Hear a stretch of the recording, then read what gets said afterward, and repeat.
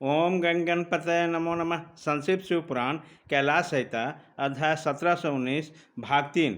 वेद शास्त्र गुरु के वचनों से अभ्यास से शिष्य के हृदय में स्वयं ही पूर्णानंदमय शंभु का प्रादुर्भाव होता है।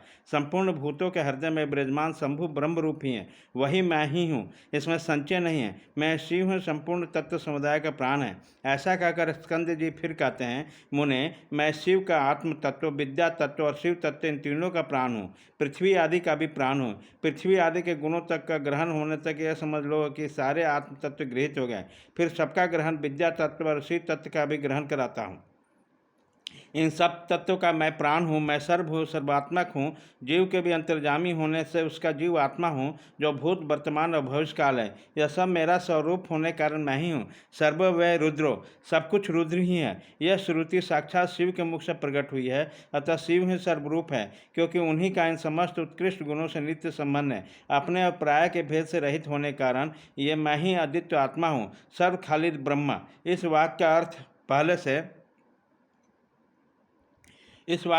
से बताया जा चुका है। मैं भावरूप होने के कारण पूर्ण हूँ, नित्य मुक्त हूँ, मैं ही हूँ। पशु जीव मेरी कृपा से मुक्त होकर मेरे स्वरूप को प्राप्त होता है। जो सर्वात्मक शंभु है वो मैं ही हूँ, मैं शिवरूप हूँ, वामदेव। इस प्रकार संपूर्ण वाक्यों का अर्थ भगवान शिव ही बताए गए हैं। इस ईशावास्यो न उपनिषद के श्रुति के दो वाक्यों द्वारा प्रतिपादित अर्थ साक्षात शिव की एकता का ज्ञान प्रदान करने वाला।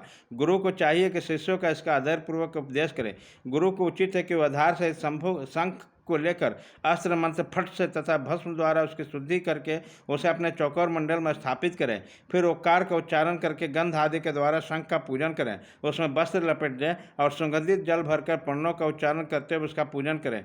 तत्पश्चात 7 बार प्रणों के द्वारा फिर उस शंख को अभिमंत्रित करके शिष्य से कहे, हे शिष्य, जो थोड़ा सा भी अंतर करता है, भेदभाव रखता है, वो भय का भागी होता है। यह श्रुति का सिद्धांत बताया गया है, इसलिए तुम अपने चित्त को स्थिर करके निर्भय हो जाओ। ऐसा कहकर गुरु स्वयं महादेव जी का ध्यान करते हुए उन्हीं के रूप में शिष्य का अर्चन करें। शिष्य के आसन की पूजा, उसमें शिव का आसन और शिव की मूर्ति की भावना करें। फिर शीर्ष से पैर तक सज्जोआत आदि 5 मंत्रों का न्यास करके मस्तक, मुख और कलाओं के भेद में प्रणव के कलाओं का भी न्यास करें।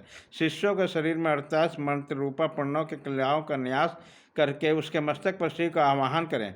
तत्पश्चात स्थाग्नि आदि मुद्राओं का प्रदर्शन करें। फिर अग्न्यास करके आसन पूर्वक 16 उपचारों की कल्पना करें। खीर का नैवेद्य अर्पण करके ओम स्वाहा का उच्चारण करें। कुल्ला और आचमन कराएं। अर्घ आदि देकर कर्मशः धूप दीप आदि समर्पित करें। शिव के 8 नामों से पूजन करके वेदों का प्रांगत ब्राह्मणों के साथ ब्रह्म विद्या ने अपनी ब्रह्म इत्यादि ब्रह्म नंदवल्ली के मंत्रों का तथा भृगु बारुणी इत्यादि भृगुवल्ली के मंत्रों को पढ़ें। तत्पश्चात यो देवानाम प्रथम पुरस्तात से लेकर तस्य प्रकृति लीनस्य यह पर सह महेश्वर तक महानारायण पुनिषद मंत्रों के पाठ करें। इसके बाद शिष्यों के द्वारा कहार आदि की बनी हुई माला लेकर खड़े होकर गुरु शिव निर्मित पाश्चात्य शास्त्र के सिद्धि स्कंद के धीरे धीरे जप करें। अनुकूल चित्त से पूर्णोहम इस मंत्र का जप करके गुरु उस माला को शिष्य के कंठ में पहना दें। तदंतर ललाट में तिलक लगाकर सांप्रदाय के अनुसार सर्वांग में विधिवत चंदन का लेप करें।